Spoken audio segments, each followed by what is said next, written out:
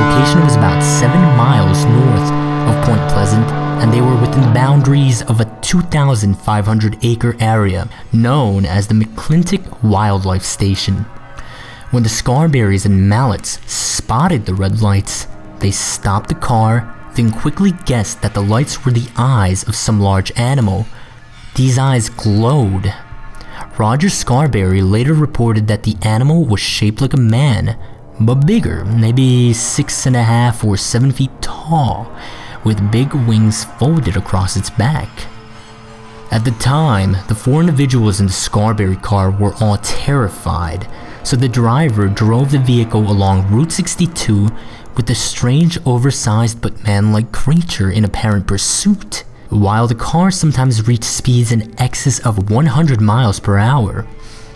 The driver continued to speed along with the winged creature following closely until the car almost reached the city limits of Point Pleasant. Then, it vanished.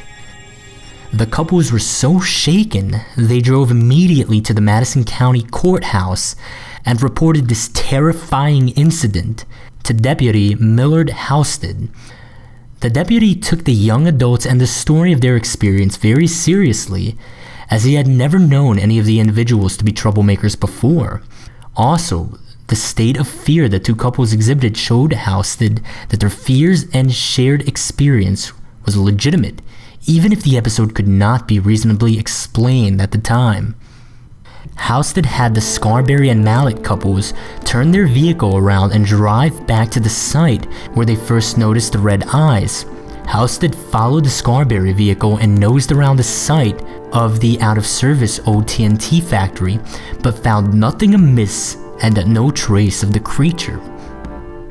Aside from the widely publicized accounts which circulated quickly about the Scarberry/Mallet Mothman sightings, Newell Partridge had an experience with a set of strange, glowing red lights in his fields near Salem.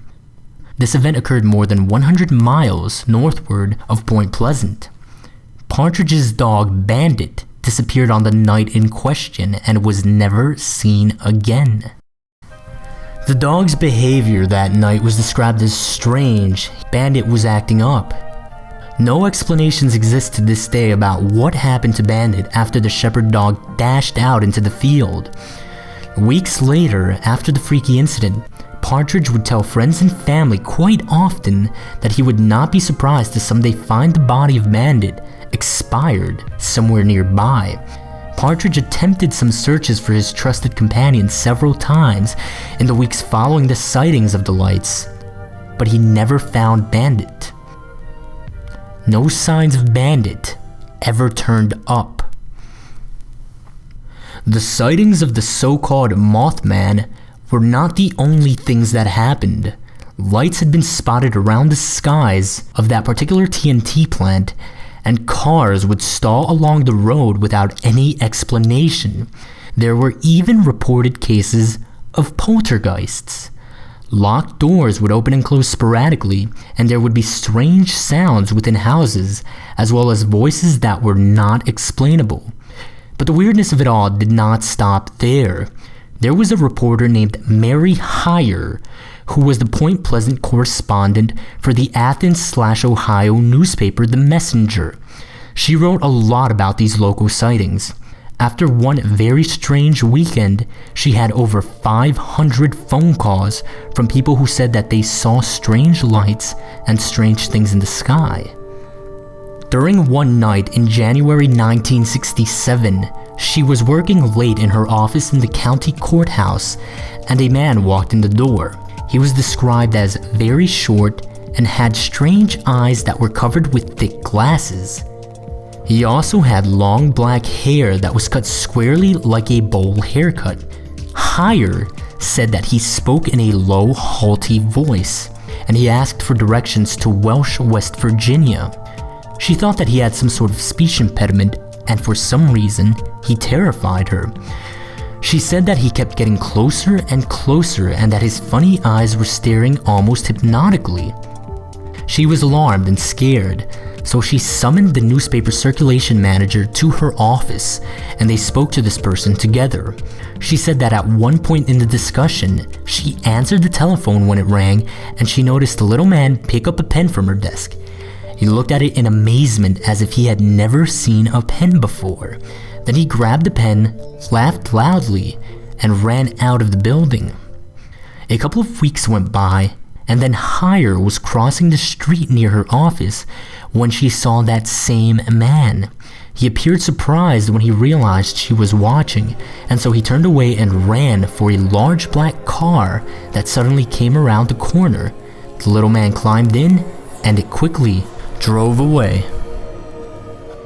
Now, all of this seemed to end when at about 5 o'clock on the evening of December 15th, 1967, the 700-foot bridge linking Point Pleasant to Ohio suddenly collapsed while filled with rush hour traffic. Dozens of vehicles fell into the Ohio River and 46 people were killed. Mary Heyer described that during the Christmas week, a short man entered her office. He was dressed in a black suit with a black tie.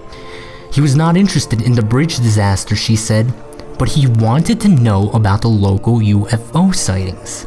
Heyer was too busy to speak with him, and she handed him a file of related press clippings instead.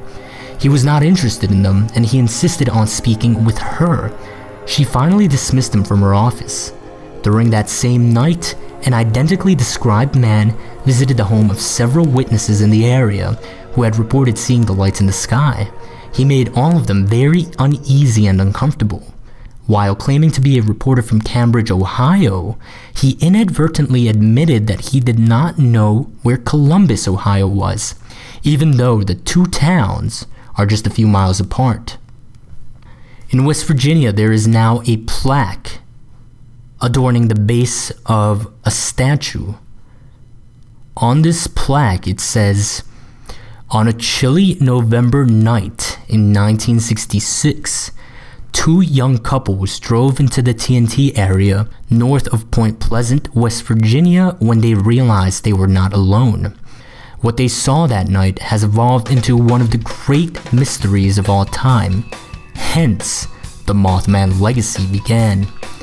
It has grown into a phenomenon known all over the world by millions of curious people asking questions. What really happened?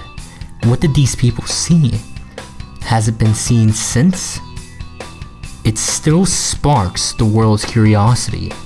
The mystery behind Point Pleasant, West Virginia's Mothman."